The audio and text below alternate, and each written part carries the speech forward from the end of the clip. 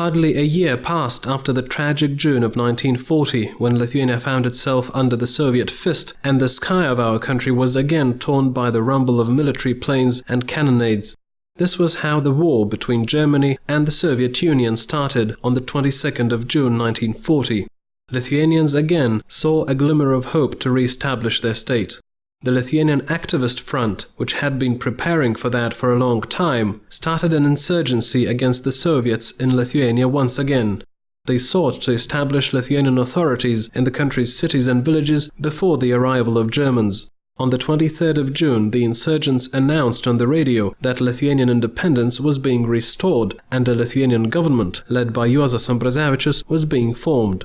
The march of the Germans to the east enabled us to proclaim the independent state of Lithuania again. It consolidated the belief that small nations cannot be eradicated even though they may be usurped temporarily, read an appeal issued by the new government. Unfortunately, the Germans were not interested in Lithuanian independence at all. They refused to recognize our government, ignored Lithuanian officials, and displayed hostile attitudes like in an occupied country. That is why 6 weeks later the provisional government had to terminate its activities. Nevertheless, the blood that was shed by the insurgents in June was not in vain. We had enough time to show the world the determination of Lithuanians to fight against the Soviets. Seeing that the Soviets started getting the upper hand in the battles, Lithuanians restricted themselves to passive resistance against the Nazis. They refused to implement orders of the occupation authorities, refused to join Lithuanian SS units, which Germans tried to form, and in 1944 made a stand against German attempts to use the Territorial Defense Force on the Eastern Front. These and other actions were meant to demonstrate the independence of Lithuanians and the refusal to obey Nazi occupation authorities. But most importantly, strength was being built up for the approaching struggle with the second Soviet occupation. The Supreme Committee for the Liberation of Lithuania, established in 1943 and led by Steponas Kairys, made attempts to unite various underground Lithuanian organizations. The sovereign state of Lithuania did not cease to exist just because it was occupied by the Soviet Union or at present by the Reich, proclaimed the committee. The Germans arrested the committee's leaders after a year of its activities.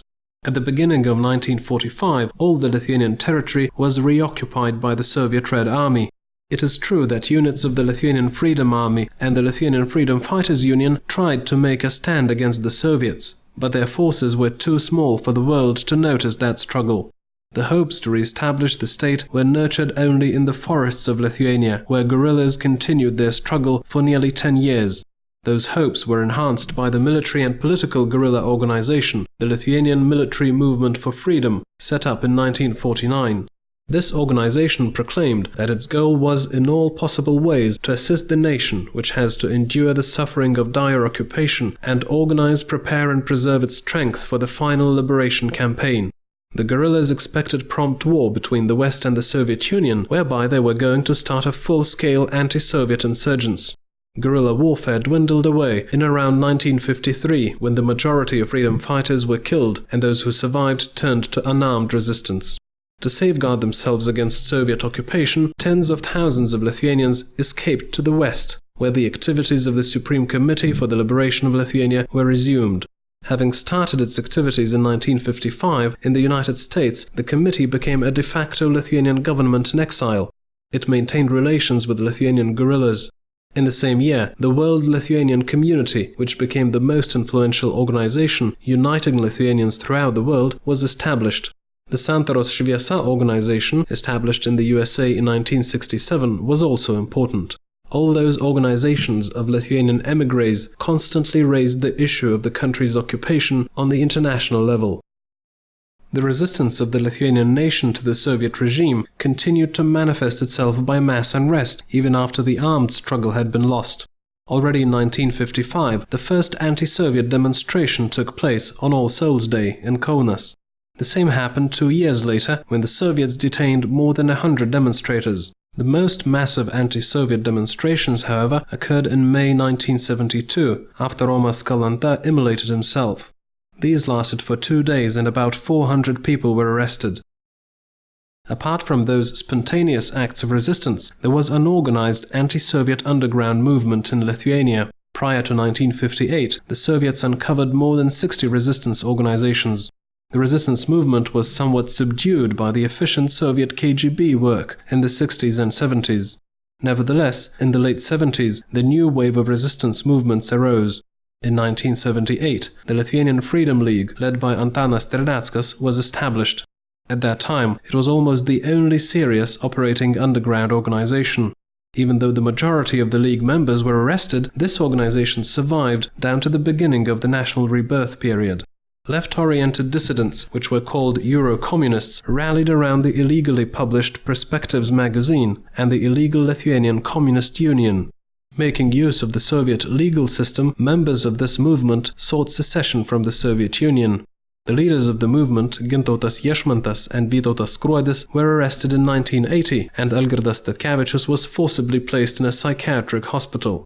Lithuanians established ties with Russian and Jewish dissidents in the Soviet Union, whose leader was Andrei Sakharov. In 1975, the Soviet Union signed the Helsinki Agreement, whereby it undertook to honor human rights. Here dissidents saw a possibility to start acting legally. Helsinki groups were being established all over the Soviet Union. They used to inform the world about restrictions of freedoms imposed by the Soviet regime. The Lithuanian Helsinki group was established by Tomas Venclova, Viktoras Petkus, Karolis Garuckas, Eitan Finkelstein, and Ona Poškienė. Although unwilling to persecute this dissident group openly, the Soviets in the long run did away with its most active members, and in 1983 this organization terminated its activities. When Mikhail Gorbachev started his political reforms in 1985, Lithuanian dissidents grew more active again. In the August of 1987, the Lithuanian Freedom League organized a meeting where the termination of Lithuanian occupation was demanded. The initiative group of the Lithuanian Reform Movement started the struggle for Lithuanian independence, which ended with the 11th of March 1990 Act on the Restoration of the Independent State of Lithuania.